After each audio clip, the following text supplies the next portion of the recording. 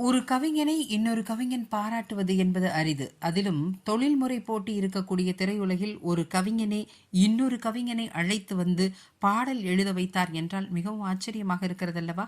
மஞ்சள் மகிமை படத்திற்காக பாடலை உடுமலை நாராயணகவி எழுத வர, தயாரிப்பாளர் அமுதும் தேனும் எதற்கு என்ற பாடல் போல வேண்டும் என்று சொல்ல, நாராயணன் அவரையே அழைத்து வந்து எழுத சொல்ல வேண்டியதுதானே என்று சொல்லி கோபமாக காரை எடுத்துக்கொண்டு வெளியே சென்று விட்டார்.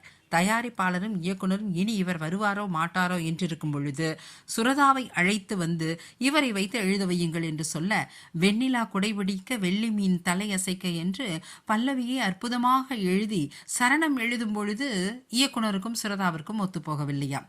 எவ்வளவோ முயன்றும் சுரதா எழுத மறுக்க, கடைசியில் நாராயணனே சரணத்தை எழுதி அந்த பாடல் சுரதா பெயரிலேயே வெளிவர வேண்டும் என்று சொன்னாராம். அப்படி வெளிவந்த பாடல்தான் வெண்ணிலா குடைபிடிக்க வெள்ளி மீன் தலையசைக்க என்ற பாடல்.